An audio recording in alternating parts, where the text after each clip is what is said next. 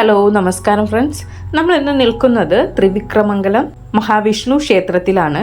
തിരുവനന്തപുരം ജില്ലയിൽ തിരുവല്ല താലൂക്കിൽ പൂജപ്പുര കരമന റൂട്ടിൽ കുഞ്ചാലിമൂട്ടിൽ നിന്ന് ഏകദേശം 3 കിലോമീറ്റർ മാറി സ്ഥിതി ചെയ്യുന്ന ത്രിവിക്രമംഗലം മഹാവിഷ്ണു ക്ഷേത്രം 11 മുതൽ 12 വരെ നൂറ്റാണ്ടുകളിൽ നിർമ്മിച്ച ത്രിവിക്രമംഗലം ക്ഷേത്രം ശില്പകലയുടെ ആഡംബരത്തിന് പേരുകേട്ടതാണ്. കരമന നദിയുടെ തീരത്തുള്ള തമലത്താണ് ഈ ക്ഷേത്രം സ്ഥിതി ചെയ്യുന്നത്. ത്രിവിക്രമൻ എന്നറിയപ്പെടുന്ന മഹാവിഷ്ണുവാണ് പ്രധാന പ്രതിഷ്ഠ.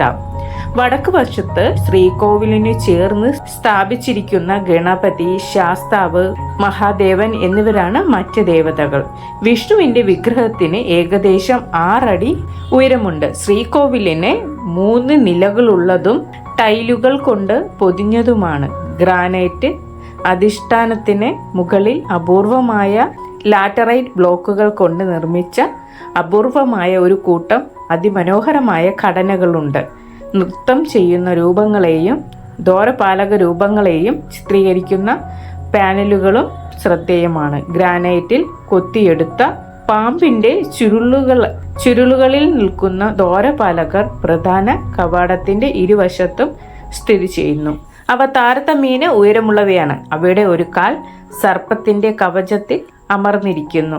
ബലസ്ട്രേഡിൽ 3 ശിലാഫലകങ്ങളുണ്ട്. മധ്യഭാഗത്തുള്ള ചതുരാകൃതിയിലുള്ള ഒന്ന് ഒരു കമാനത്തിന്റെ രൂപത്തിൽ വാർത്തെടുത്ത വയലി പാനലിൽ കൊത്തിയെടുത്ത 2 ത്രികോണാകൃതിയിലുള്ള കഷ്ണങ്ങളാൽ ചുറ്റപ്പെട്ടിരിക്കുന്നു. മധ്യഭാഗത്ത് ഒരു നർത്തകിയുടെ 3 പ്രതിമകളും നർത്തകിയുടെ ഇരുവശത്തും 2 അമ്മമാരും അവരുടെ കുട്ടികളും ഉണ്ട്. മറ്റ് 2 പാനലുകളിൽ 2 തരം നൃത്ത പോസുകൾ മരം, തപ്പ് തുടങ്ങിയ താളവാദ്യങ്ങൾ ഉപയോഗിച്ച് താളവും സമയവും പാലിക്കുന്ന കലാകാരന്മാരോടൊപ്പം ചിത്രീകരിച്ചിരിക്കുന്നു.